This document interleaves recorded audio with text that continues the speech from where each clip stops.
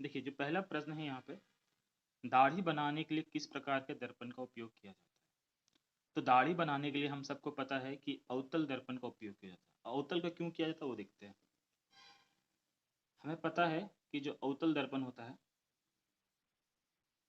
वहाँ एक अगर हम सीधी रेखा खींचेंगे, यहाँ से फोकस लेंगे, यहाँ पे सी लेंगे, तो हमें पता है कि जब जो वस्तु होता है जब पोल और फोकस के बीच में हो, यहाँ पर, तब वह टकरा कर इधर की ओर जाता है और दूसरा इधर की ओर।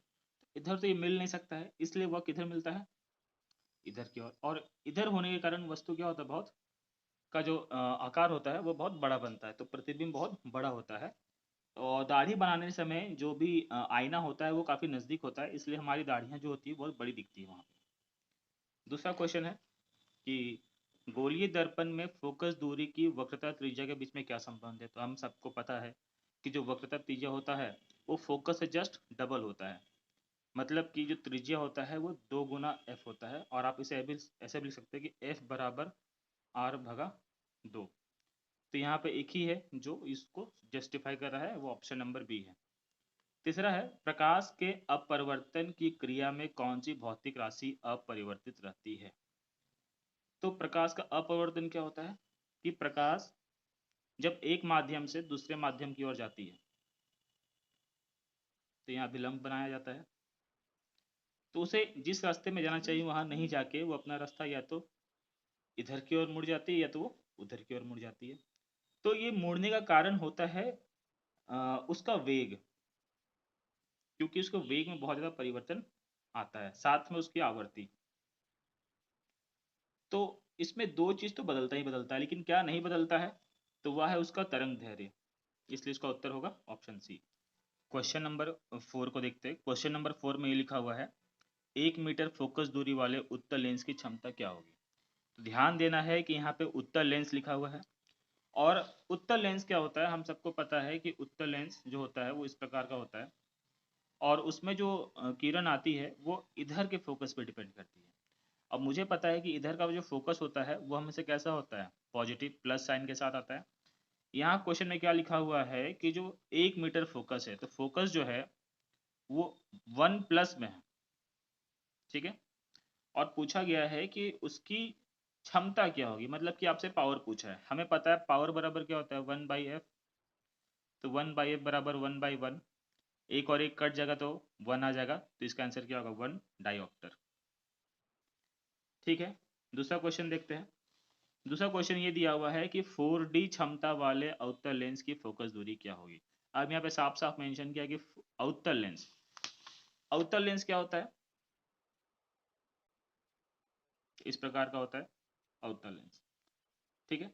अच्छा, इसमें देखिए साइन मेंशन नहीं किया हुआ है, तो इसमें मतलब कि आपको किसी प्रकार का साइन वाइन नहीं देना है। तो देखिए अवतल लेंस क्या होता है कि आपसे सीधा पावर दे दिया, पावर कितना है 4D, आपसे क्या निकालना है एफ। तो एफ बराबर 1/p, तो 1/4, एक को 4 से भागा देंगे कितना होगा, 0.25। अब ध्यान ये देना है कि ये डायोप्टर था, डायोप्टर एक एसआई यूनिट है। तो अगर डायोप्टर एसआई यूनिट है तो जो फोकस आएगा वो भी किस में आएगा, एसआई यूनिट में ही आएगा, मतलब कि ये मीटर में होगा।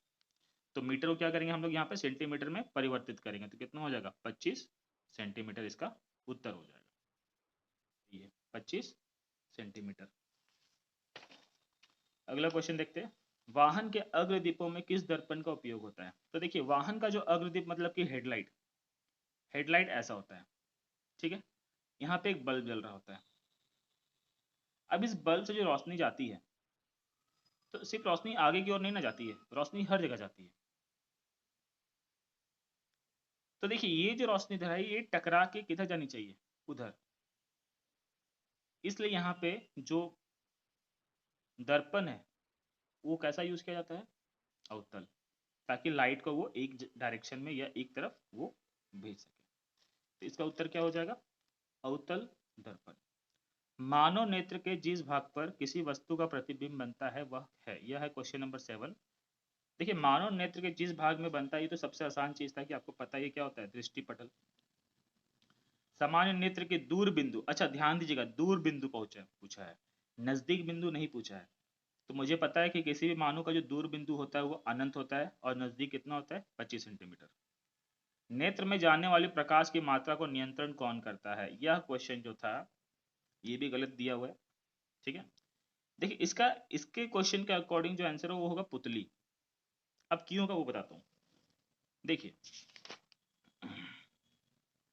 हमारा जो आंख होता है, ठीक है, वो इस तरीके से होता है, इसको बोलते हैं कॉर्निया। ठीक है, यहाँ पे ये जो भाग है इसे हम कहते हैं आइरिस।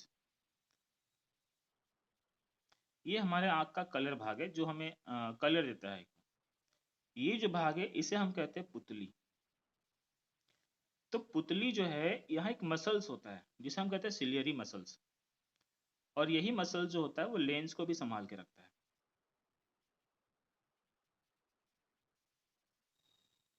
तो यही मसल्स जो है वो पुतली के साइज को बड़ा कर सकता है या तो छोटा कर सकता है। तो इसके अनुसार इसका आंसर क्या होगा, पुतली। मानव नेत्र में प्रतिबिंब की प्रकृति क्या होती है, तो हम सबको पता होता है कि मानव नेत्र में जो प्रतिबिंब बनता है वो हमेशा उल्टा बनता है और वास्तविक होता है। 1 किलोवाट आवर निम्न में से किसकी इकाई है, ये क्वेश्चन थोड़ा ध्यान से देख लीजिए। आप इसे नहीं अगर पता है तो भी सॉल्व कर सकते हैं, ऐसा इसलिए इसके जो ऑप्शन है सबसे देखिए, शक्ति, ऊर्जा, बल, विद्युत धारा। तो शक्ति क्या होता है आपका, शक्ति होता है ताकत, पावर। ये होता है ऊर्जा और ये होता है बल। तो आप देखिए इस सब का यूनिट तो आपको पहले से पता है कि विद्युत धारा क्या होता है, एम्पियर होता है। बल क्या होता है, न्यूटन होता है। ऊर्जा क्या होता है, तो जूल में होता है। और किलोवाट किस में होता है, शक्ति में। ये आपकी कितनी ताकत है, तो इसका आंसर हो जाएगा शक्ति। कूलाम किसका ऐसा ही मात्रक है, तो हम सबको पता है कूलाम विद्युत आवेश का ऐसा ही मात्रक होता है। विद्युत आवेश प्लस क्यू या माइनस क्यू होता है और इसे कूलाम में बताते हैं। दूसरा है विद्युत धारा। विद्युत धारा का जो ऐसा यूनिट होता है वो क्या होता है, एम्पियर। ये है विभवांतर। विभवांतर का हम सबको पता होता है वोल्ट होता है। प्रतिरोध जिसको आर से बताते हैं इसका ऐसा यूनिट होता है ओम।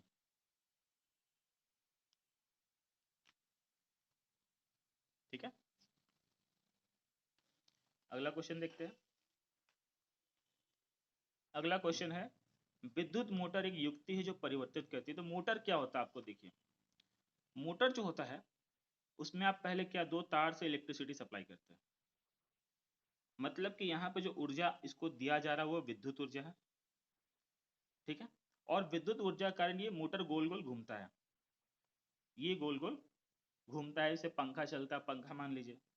तो यहाँ पे हो क्या रहा है, तो यह विद्युत ऊर्जा को यांत्रिक ऊर्जा में बदल रहा है। यांत्रिक ऊर्जा उसको बोलते हैं जहां मशीन घूमता है या किसी तरह का उसमें गति होता है, तो उसको बोलते हैं यांत्रिक ऊर्जा।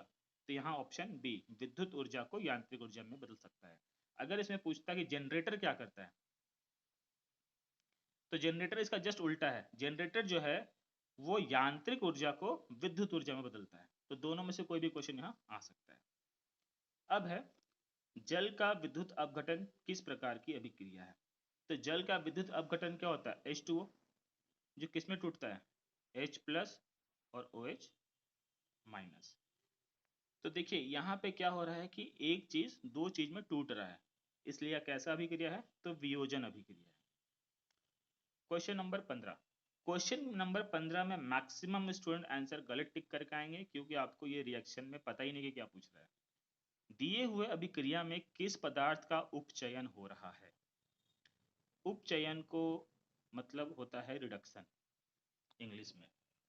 तो उपचयन का मतलब होता है कि जब किसी से ऑक्सीजन, या तो ऑक्सीजन हटे या तो उसमें हाइड्रोजन आके जुड़ जाए। अच्छा, ये पूछा जा रहा है कि अभिक्रिया में किस पदार्थ का। मैंने बहुत सारे स्टूडेंट से पूछा तो उन्होंने इसका आंसर सीधा कॉपर लिख दिया। तो देखिए कॉपर तो अभिक्रिया में है ही नहीं, आपको इस अभिक्रिया में किसका उपचयन हो रहा है उसका उत्तर देना है। तो यहाँ हमें दिख रहा है कि कॉपर ऑक्साइड था, यहाँ पे क्या था, कॉपर ऑक्साइड।